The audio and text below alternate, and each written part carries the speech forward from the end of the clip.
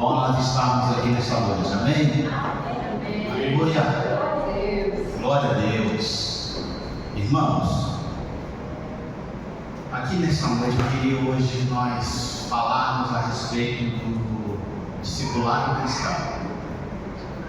Eu queria que você prestasse bem atenção, eu queria que você colocasse o seu coração no Senhor, e algumas coisas que nós colocarmos aqui, entenda que é por parte do Espírito Santo. Eu gostaria que você, não é o João que está falando aqui, o pastor João, mas é o Espírito Santo de Deus que quer falar contigo esta noite. Amém? Pai, muito obrigado por esta noite aqui, ó Pai, que nós estejamos, ó Deus, com o nosso coração sensível à Tua palavra, em nome de Jesus, amém. Eu quero que você abra a palavra em Levítico,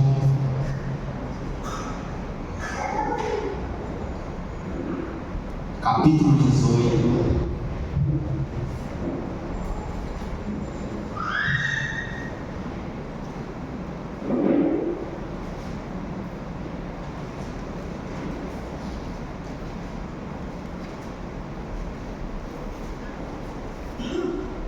Deus quer falar conosco, Deus quer falar com os discípulos de Jesus. Amém? Quem são os discípulos de Jesus aqui? Amém. Aleluia, glória a Deus. Levítico capítulo 18, verso 3 ao verso 4. Amém? Diz assim: não imitareis os costumes do Egito, onde habitastes, nem os da terra de Canaã, para a qual vos conduzo, nem andareis segundo os seus estatutos.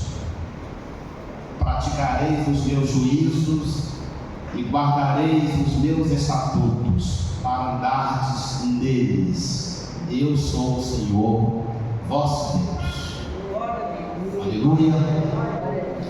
Irmãos, embora esse texto aqui é um texto do Velho Testamento, já orientando o povo de Israel, já orientando o povo, os filhos de Deus, para serem separados, né?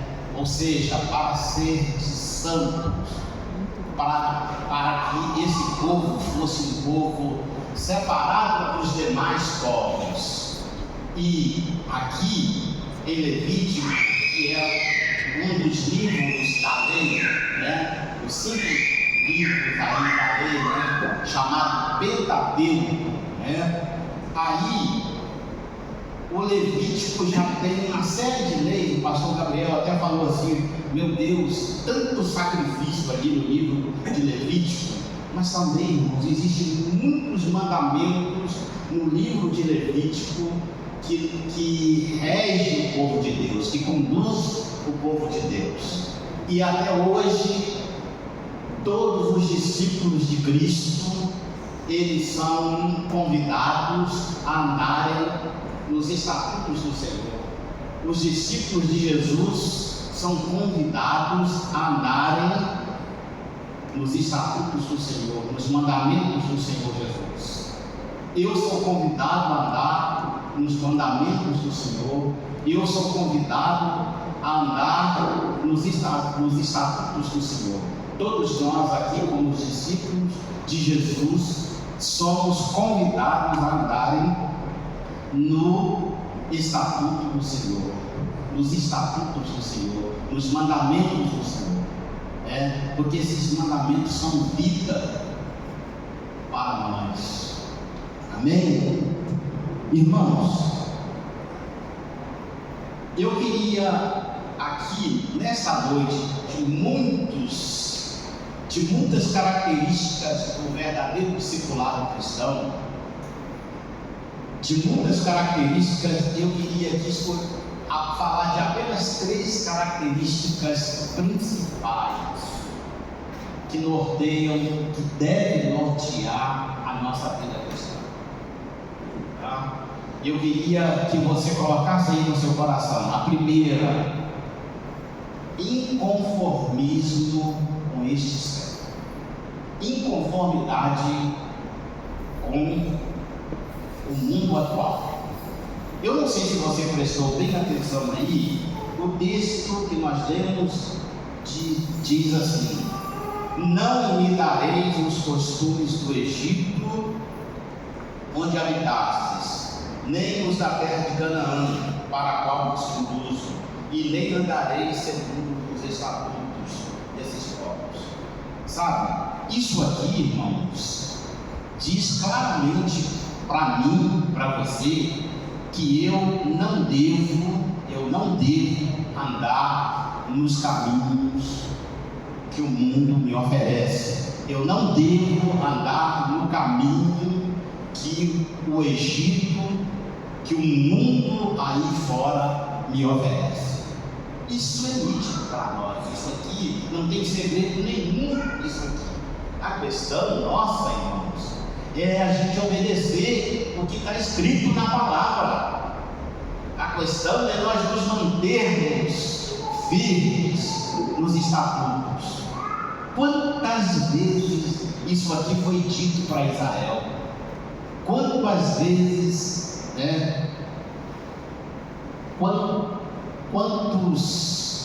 quantas ordens o Velho Testamento tem? Esse livro de Levítico aqui tem quantos, eu diria, sacrifícios, tem aqui para poder fazer com que o povo andasse no caminho, andasse no caminho. E aí, irmãos, a gente vê uma dificuldade muito grande. Então, a primeira coisa que eu coloco aqui para os irmãos é inconformismo. Nós não devemos nos conformar. Aqui está o chamado de Deus para um inconformismo radical.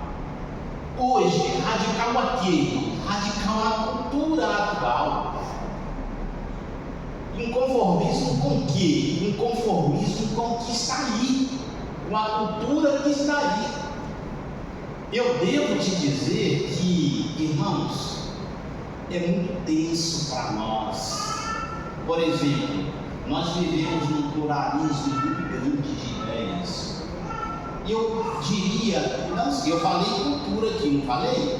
Mas eu poderia citar até mesmo a questão do pluralismo religioso que nós vivemos. Qual que é a igreja certa? Qual que é a igreja que está certa?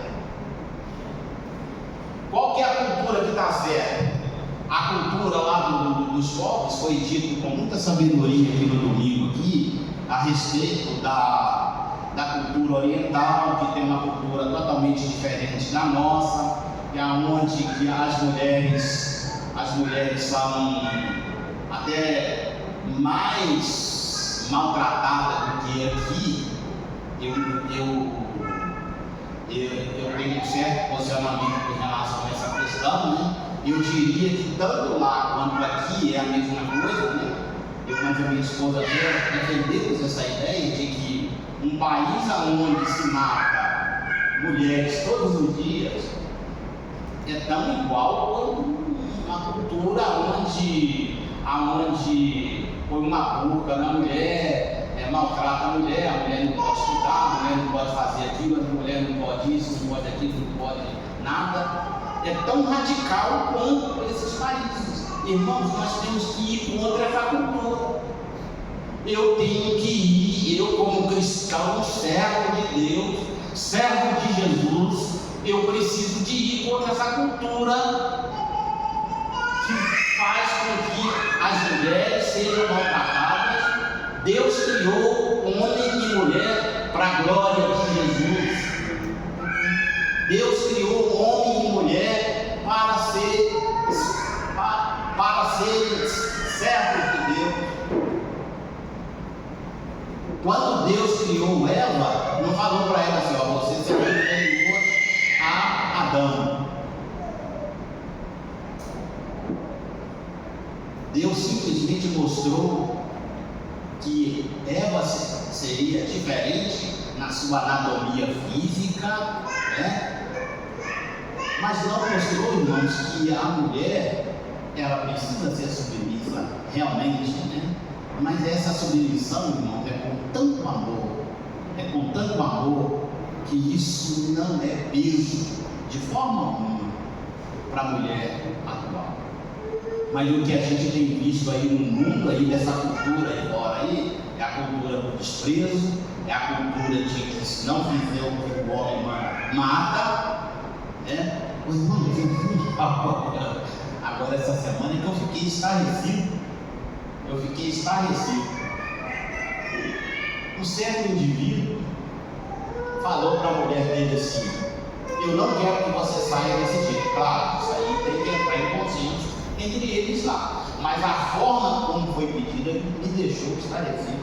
O pastor, ele falou para a mulher assim: ó, se você continuar saindo com essa roupa desse jeito aí, eu vou pegar todos os seus animais de estimação, eu vou machucá-los, eu vou descontar neles, nos animais. E torturou o cachorro, sabe? Eu fiquei pensando assim: que relação louca de poder, de uma pessoa exercer o poder sobre a outra. Irmãos,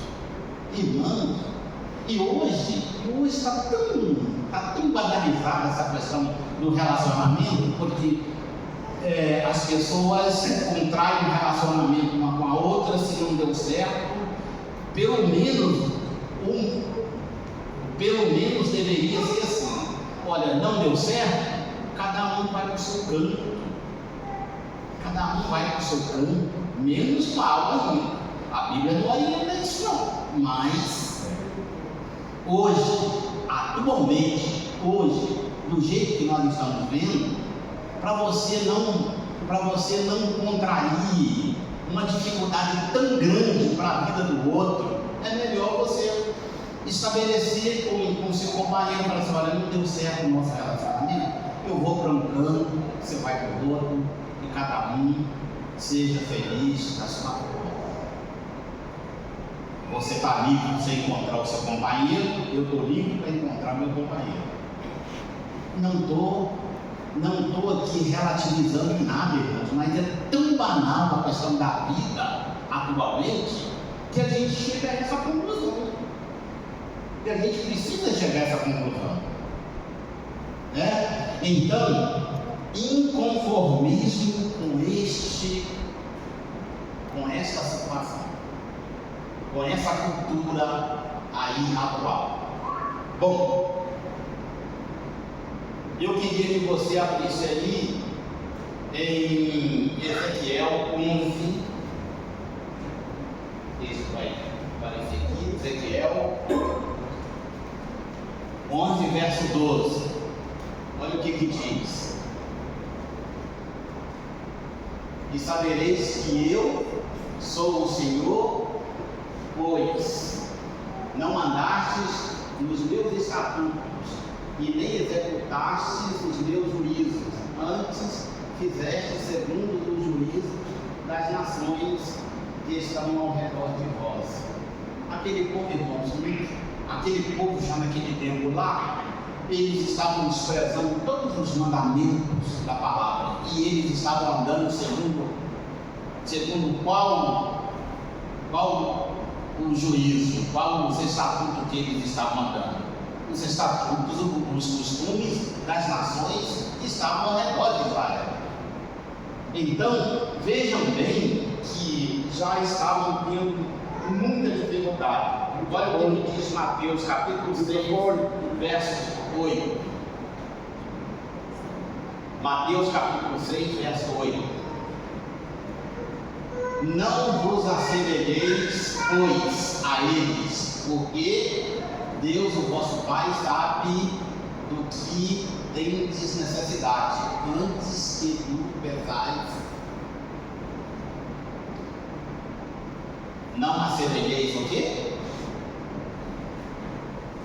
Não assemelheis o quê, irmãos? E eles quem? Deus está mostrando aqui que eu devo não obedecer à cultura que está ao meu redor. Eu não devo andar, eu não devo ser semelhante a eles, não vou ser semelhantes a eles. Então, amados irmãos, é nítido isso para nós, é muito claro isso para nós. Nós devemos prestar muita atenção. Tem um texto também de Romanos 12, verso 2. Já preguei demais esse texto aqui, mas é muito interessante que nesse texto de Romanos 2, e não vos conformeis com este século, mas transformai-vos pela renovação da vossa mente, para que experimenteis qual seja a boa e agradável e perfeita vontade de Deus. Interessante que esse texto aqui, irmãos, quando a gente lê esse texto no grego aqui, esse texto traz um outro sentido. Começa assim, olha, põe de novo fazendo um favor aqui, irmãos. E não entreis em esquema. O texto traduzido é dessa forma, mas foi traduzido para a nossa língua dessa forma que está aí.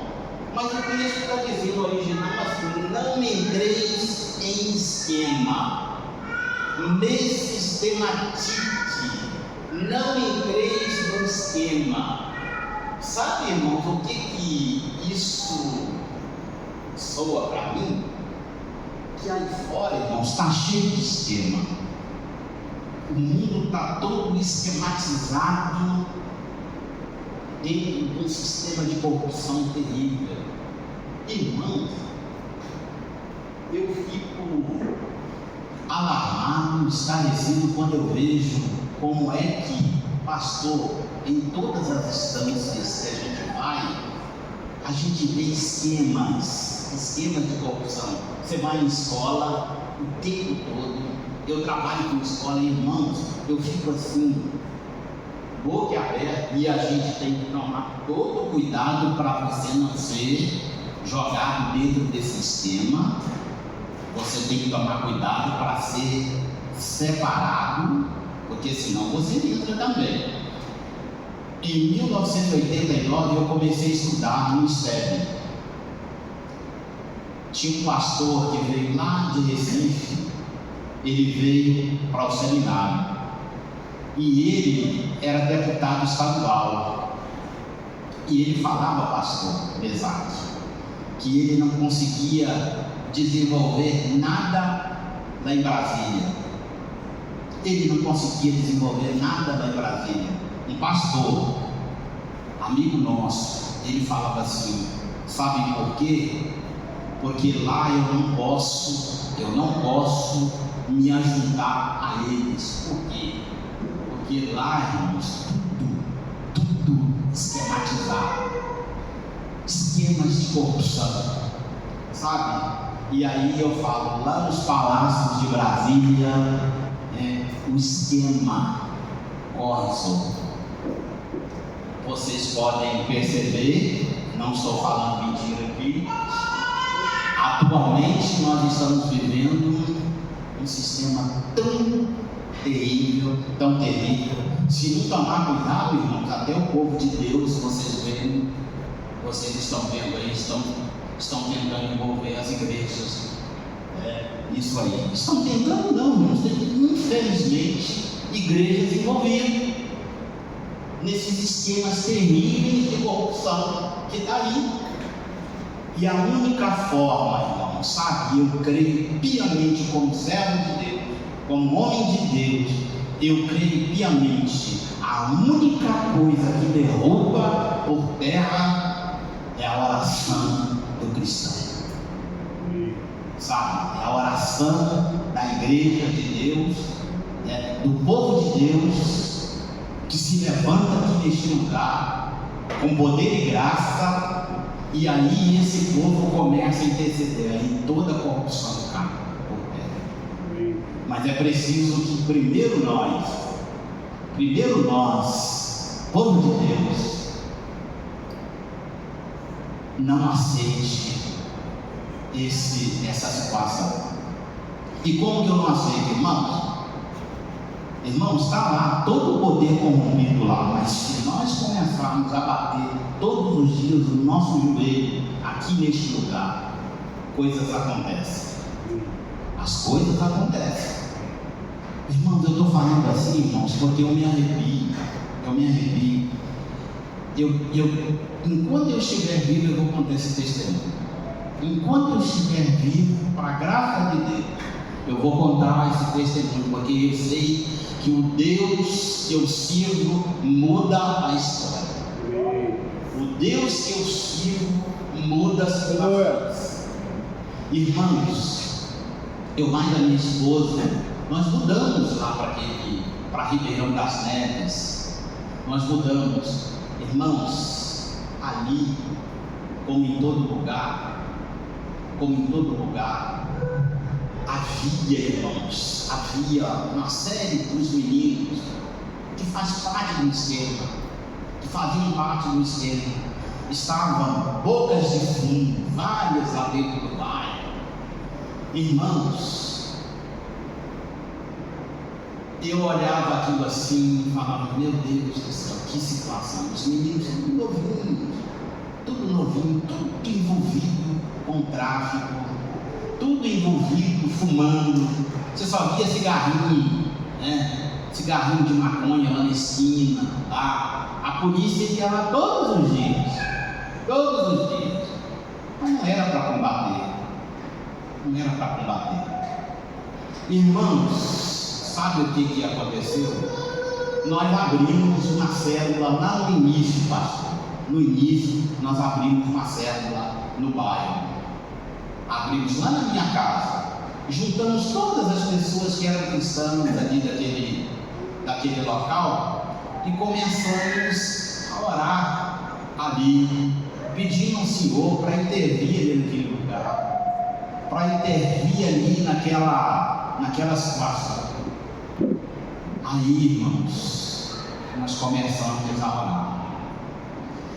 Irmãos, passou 2 anos, 3 anos, nunca mais eu vi meninos reunindo lá na esquina, nunca mais eu vi,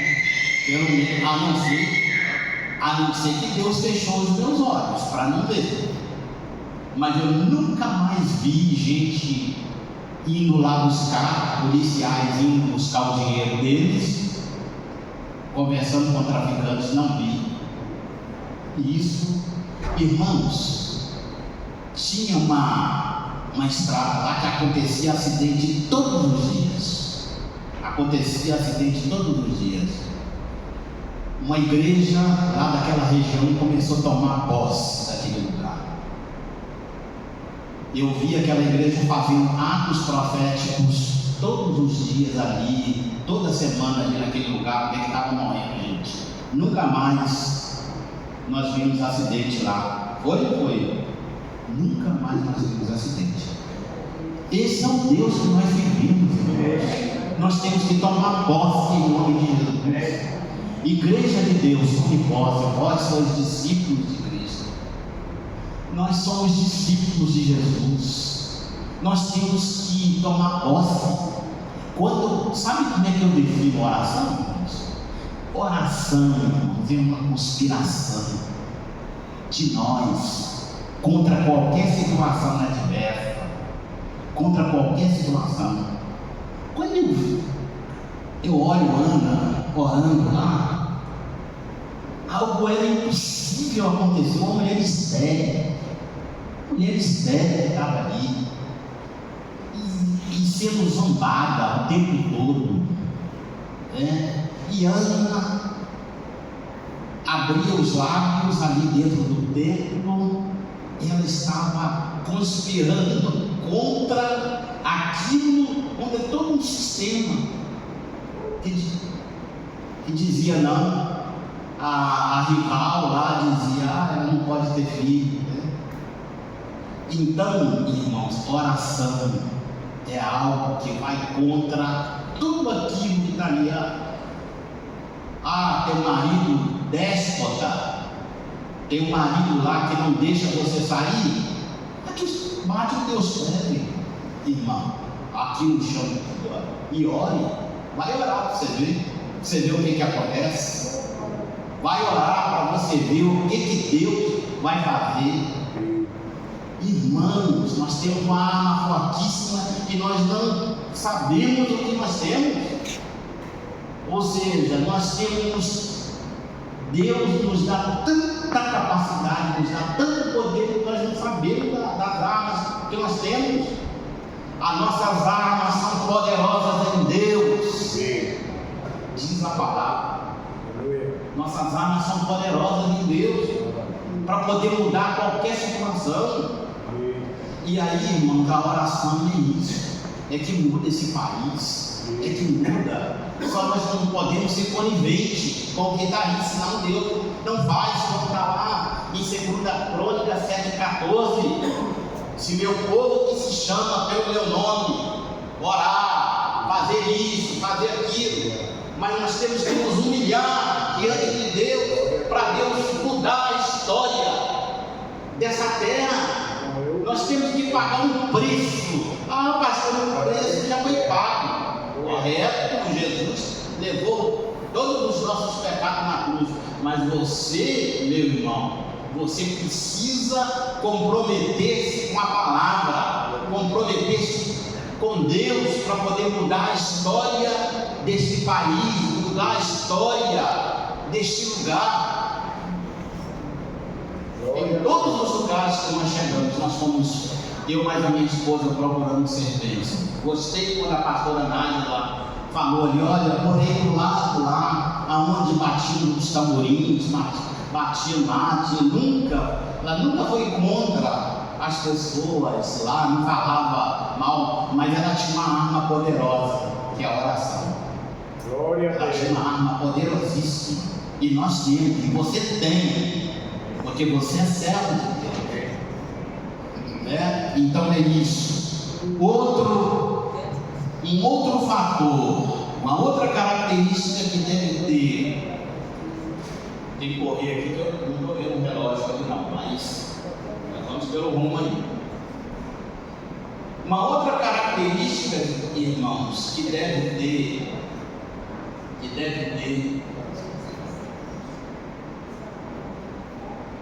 o discípulo de Deus, o discípulo de Cristo, o discipulado cristão, é a questão da maturidade. Irmãos, eu tenho visto que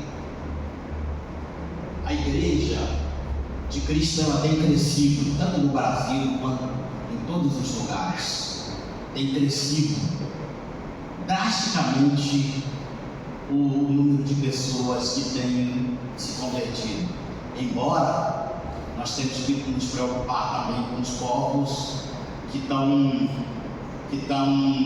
crescendo, os povos muçulmanos estão crescendo até fora lá do país deles, né?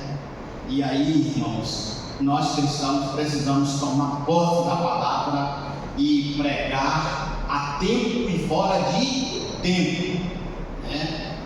Mas, irmãos, eu gostaria de ressaltar que um outro tipo de crescimento, nós temos crescido, mas sem profundidade. Nós temos crescido demais numericamente, mas não temos crescido com profundidade. Nós não temos crescido com qualidade. Irmãos, é algo assim. Hoje existe um número de cristãos em casa, é estarrecedor, irmãos. O número de pessoas cristãos que falam: eu vou ser crente em casa, eu não aguento olhar para a cara do pastor, eu vou ser crente em casa. Irmãos que não aguentam vir para a igreja. Eu não consigo olhar para a cara daquela irmã, aquele povo daquele louvor, meu Deus do céu, não aguento. Eu prefiro ser crente em casa. Irmãos, olha o nível de espiritualidade, na qual os cristãos atuais estão vivendo, sabe? É crente falando que não precisa dizimar, é crente falando que não precisa disso, não precisa daquilo. Irmãos, precisamos crescer em Jesus. Precisamos crescer em Jesus. Precisamos, pastor. Quando eu terminei o seminário, muitas pessoas falaram assim: graças a Deus terminei o seminário. Eu terminei. E eu falei assim: se Deus me fizesse voltar para o seminário, eu voltaria alegre da vida. Pensa no lugar que Deus fez eu aprender ali naquele lugar. Ferro com ferro. O pastor sabe disso melhor do que eu, né? Ferro com ferro, afiando o outro, irmãos. Mas aquilo foi algo tremendo de Deus na minha vida. Foi algo que eu repetiria tudo de novo. Os 4 anos que eu fiquei ali, foi bênção de Deus, eu cresci demais. Lavei panela demais naquele lugar. Comi arroz com feijão e salsicha demais naquele lugar. Quase toda semana arroz, feijão e salsicha. Ovo frito. Ovo frito era caviar para nós. Ali, irmão, ovo, quando tinha uma carne, isso era comida boa, comida bacana. Então, mas isso tudo foi para a honra e glória de Jesus. Isso foi muito tremendo na nossa vida. Amém? Então, o cristão ele deve imitar a Jesus. Lá em 1 Coríntios, quer que você abra aí, 1 Coríntios capítulo 3, verso 1 ao verso 3, diz assim: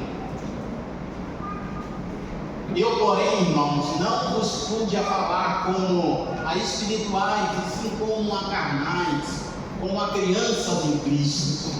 2. Leite vos dei a beber, não vos dei alimento sólido, porque ainda não podíeis suportar, e nem ainda agora podeis, porque ainda sois carnais. Porquanto havendo entre vós ciúmes, contendas, não é assim que sois carnais, e ainda segundo o homem? Amém. Vamos até isso. Glória a Deus. Irmãos, Paulo está falando aqui de um povo sem maturidade, de um povo em cri-cri, vários povos. Aquele povo que estava ali na igreja ali, brigava o tempo todo, partidarismo o tempo todo, né? Eu sou de Paulo. Não, Paulo é muito melhor do que Pedro. Ah, não, eu sou de Cefa, eu sou de qual outro? Apolo, eu sou de Apolo. Apolo é novinho. Apolo é um menino que tem um discurso bacana. Eu sou de Apolo. Eu sou de Cristo. Nós somos de Cristo. Então, irmãos, nós somos de Cristo. Nós não devemos ser do pastor Mesaque, nós não devemos ser do pastor João, nós não devemos ser da pastora Elisete, pastor Anderson, dos pastores daqui da igreja, da pastora Nájila. Nós não devemos ter partidarismo. Partidarismo é coisa de criança. Por isso que o texto começa assim: olha, eu não vos pude tratar como a espirituais, e sim como meninos, criança. E o texto que nós vamos prosseguir aí, o próximo aí, diz que já começou a falar que eles precisavam ser tratados, ser alimentados com leite. E criança é que bebe leite, irmãos. Criança que bebe, apesar que a gente pode beber, não como um alimento que vai fazer. Aliás, o leite está até fazendo mal, né? Ultimamente para todo mundo, né? Leite às vezes faz até mal, né? Porque o leite mesmo é para criança mesmo. Acho que tem um levantamento aí, tem uma estatística aí, né, de muitas pessoas que têm passado mal com a questão do leite, porque o leite não é apropriado para gente adulta, né? Eu mesmo tenho passado muito mal com leite, a minha esposa ali também, sabe? E aí, apesar de que a gente gosta do leite, mas, né, claro que isso é uma analogia espiritual, né? O texto aqui é uma analogia espiritual, dizendo que o leite é para criança, né? Nós adultos, aí o texto vai dizer assim, vamos abrir aí, quer ver? Hebreus 5, do verso 11 ao 14, vai falar qual que é a finalidade, qual o alimento que é para nós. A esse respeito, temos muitas coisas a dizer e difíceis de explicar, porquanto vos tendes tornado tardios em ouvir. Pois, com efeito, quando deviam ser mestres, e atendendo ao tempo decorrido, tendes novamente necessidade de alguém vos ensine de novo quais são os princípios elementares dos oráculos de Deus. Assim vos tornastes como necessitados de leite e não de alimento sólido. Irmãos, então, olha, precisam ainda de leite. Tem muitas coisas que aqui no nosso meio nós demonstramos como nós somos tão crianças, né? Como nós somos tão difíceis. O fato até mesmo às vezes de alguém não gostar, até da fala do outro, de alguém não gostar da pregação do outro, de alguém ficar com raiva porque o pastor trouxe uma disciplina. Aí eu vou para outra igreja, tem tantos, né? Tantas igrejas ali. Ah, não, eu quero ir, por exemplo, no meio batista mesmo. Quantas igrejas batistas tem aí? Se eu não gostar dessa aqui, eu vou para outra. Só por causa de problema? Exatamente, só porque eu não gostei da cara lá do pastor, lá não, vou para outra igreja. Não quero essa. Então é assim, irmãos, nós estamos vivendo esse tipo de cristianismo, esse tipo de discipulado. Os verdadeiros discípulos de Jesus mantêm-se na palavra. Os verdadeiros discípulos de Jesus mantêm ali com Jesus. Eu gosto de Pedro, apesar de Pedro ser aquele cristão assim autêntico, mas eu gosto de Pedro quando vai lavar lá o pé de Pedro. Pedro fala assim: Senhor, não, o senhor não lava lá, o meu pé não, o senhor não lava de jeito nenhum. Aí Jesus falou: se eu não lavar o seu pé, você não tem papo comigo. Não, o senhor lava tudo, lava tudo. Sabe, eu gosto de Pedro porque ele é decidido em andar com Jesus, apesar de que nós vamos ver ali, quando no outro tópico, e já estou encerrando, tá, pastor? No outro tópico, a gente vai ver que Pedro, apesar de que Pedro não era ainda, irmãos, gosto de um texto que fala assim: Pedro, quando tu te converteres, vai e diz aos teus irmãos. Quando tu te converteres, vai e diz a teus irmãos. Eu acho que Pedro não era ainda convertido quando ele teve uma experiência lá. Quando Jesus foi crucificado, Pedro foi e escondeu. Uma criada foi e falou assim: olha, você é um daqueles lá. Aí Pedro falou assim: de forma alguma, não ando com aquele homem lá de jeito nenhum. Então, ao meu ver, ao que eu entendo ali, Pedro ainda não tinha uma experiência genuína com Jesus, né? Porque aí depois ele se tornou um homem de Deus, aprendeu muito, errou muito também, mesmo estando com Jesus, ele aprendeu muito também, errou também. Por exemplo, Pedro era da circuncisão.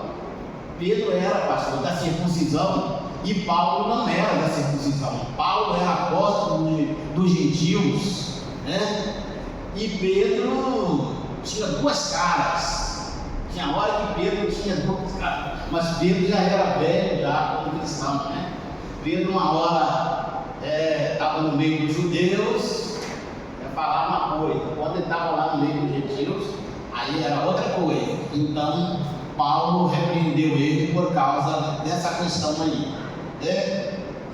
Então, irmãos, no segundo tópico, maturidade, devemos, irmãos, não fazer isso que a gente às vezes fica vendo dentro das igrejas, essa concorrência terrível que às vezes tem dentro do nosso meio, essa questão de ficar tomando partido um do outro, né? Ah não, gosto de fulano tal, gosto do louvor de tal grupo, né? Não faça isso em nome de Jesus, amém? E o terceiro tópico que eu tenho aqui,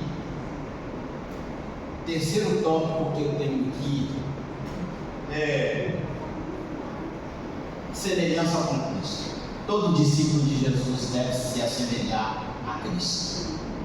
Todo discípulo de Jesus deve semelhar com Jesus. Irmãos, eu gosto dessa questão porque quando lá, alguns tempos atrás, né, eu gostava de uma série de Hollywood, né, que eles falam, tinha os filmes asiáticos, né, de Bruce Lee, né, que pregava arte marcial, né, Kung Fu, Karatê, né, eu gostava muito. Tinha um filme que tinha os discípulos de Bruce Lee, né, tinha até um americano que se tornou discípulo lá de, deixa eu ver se eu anotei ele aqui, Chuck Norris, exatamente, né, o Shaolin, né, essa é uma série. Os meninos hoje aí, nem tem alguns rindo ali, ó, até rindo ali, porque nem lembram disso, né? Mas nós mais velhos aqui lembramos, né? O Juninho aqui está rindo aqui, né? Mas irmãos, por que isso? Porque tinha a questão do discípulo aprender com o mestre. Irmãos, e todo mundo nessa questão, por que eu escolhi isso aqui? Porque o discípulo, o aluno, ele queria ser igual ao mestre. Quando olhava o Bruce Lee lutando daquela forma, aí o aluno falava assim: não, eu quero ser como o meu mestre, eu quero ser como o Bruce Lee, como o Chuck, né? Eu quero ser como esses caras, eles são os meus mestres, né? E agora, em Jesus? E em Jesus, nosso mestre, nós queremos, nós alunos, nós discípulos de Jesus, queremos ser igual a Ele, queremos fazer o que Ele faz, queremos ser iguais a Jesus. Irmãos, precisamos. Em que aspecto nós podemos ser? Em que aspectos nós podemos ser iguais a Jesus? Olha, em vários aspectos, nós podemos ser parecidos com Jesus, né? Nós devemos imitar a Cristo em seu serviço. E aqui, irmãos, é algo tremendo. Sabe, eu gosto de uma frase que Jesus falou, se não me lembro do versículo, Jesus falou assim: olha, o meu pai trabalha e eu trabalho até agora. Ou seja, a obra de Jesus, o serviço de Jesus é constante. Nós precisamos trabalhar constantemente para o reino de Deus, né? Devemos imitar no seu serviço, devemos imitar o Senhor em todos os aspectos da vida cristã, em amor mesmo, nós devemos fazer isso. Sabe, irmãos, um texto que me traz muito assim, que faz eu pensar como cristão, é o texto de 1 Coríntios capítulo 13.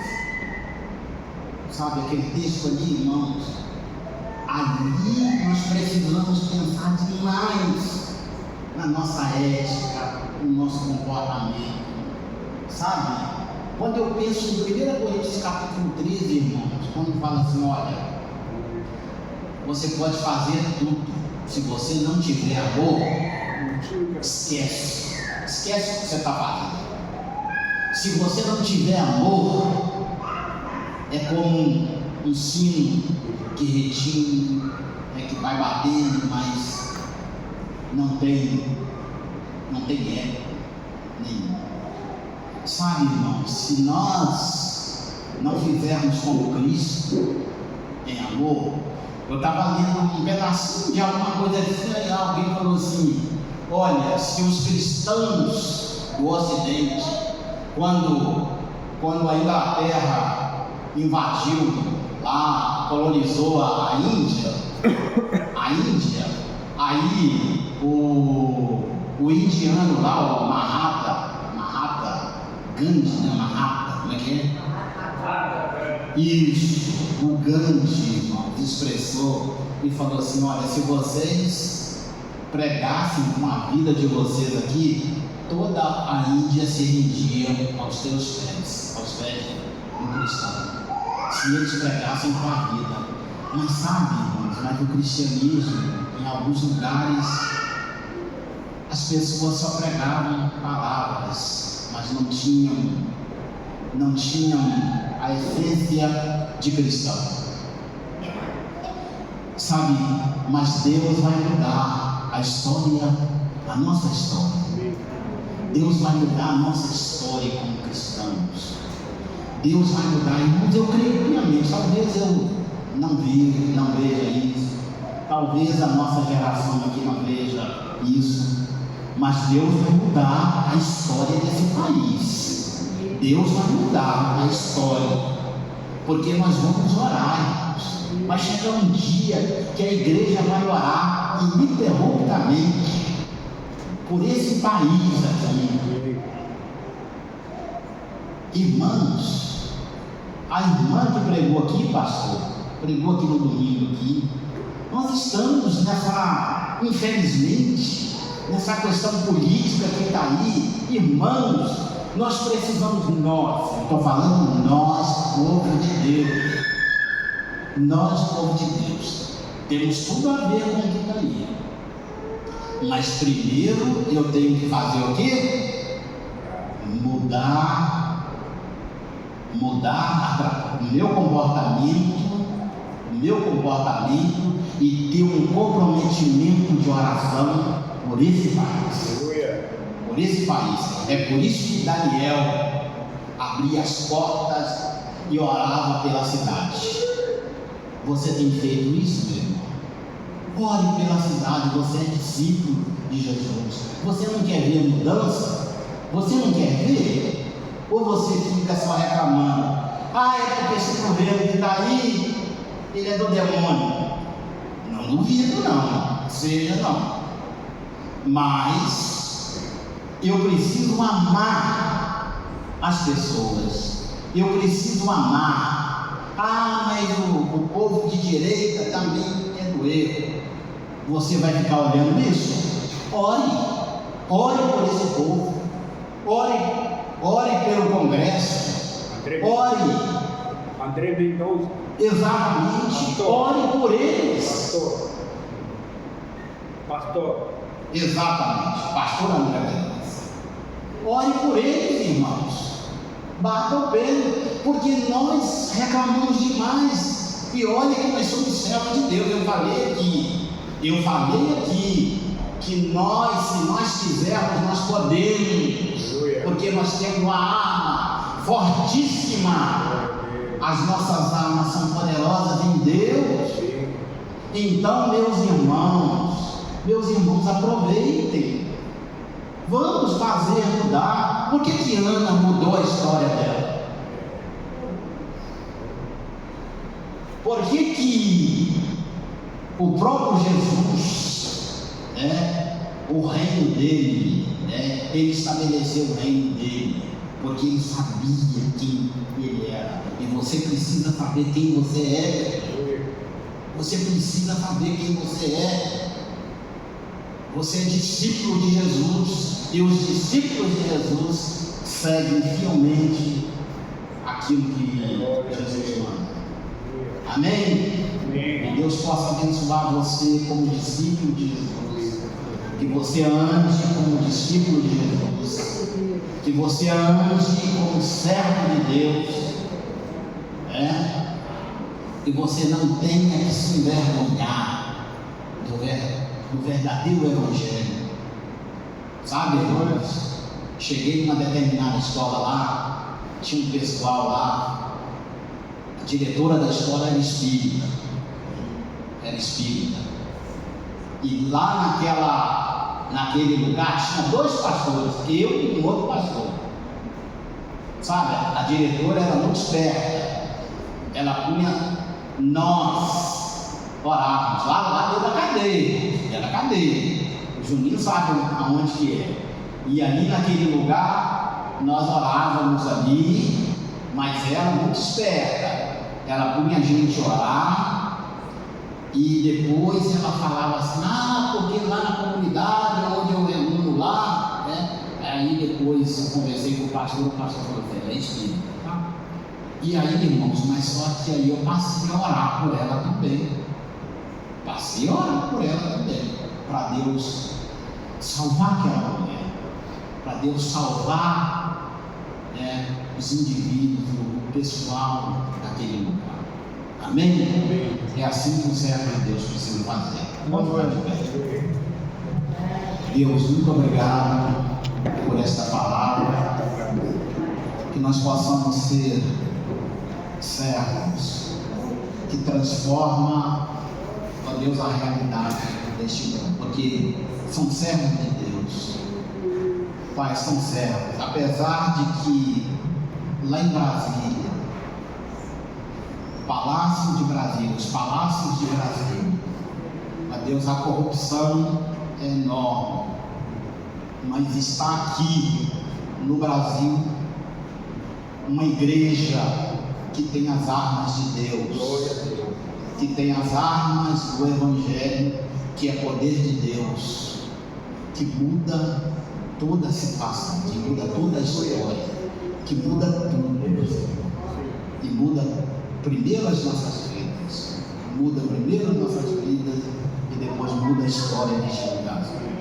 Em nome de Jesus, muda-se os nossos lares, muda, Senhor, a igreja do Brasil, e depois, Senhor, o Senhor muda este lugar, porque nós cremos que o Senhor é poderoso para tal. Nós cremos que o Senhor é poderoso para fazer algo diferente, para fazer infinitamente mais. Por isso, Senhor, em nome de Jesus, coloca, Senhor, em nossos lábios, Senhor, uma palavra poderosa, uma palavra de Deus para este mundo sem lei, este mundo corrupto, este mundo, ó Deus, aonde as pessoas, os partidos políticos estão corrompidos, estão, ó Deus, procurando seus próprios interesses. Ó Deus, em nome de Jesus, faz mudança, ó Deus, em nome de Jesus, em nome do Senhor. Muito obrigado. Amém. Pastor.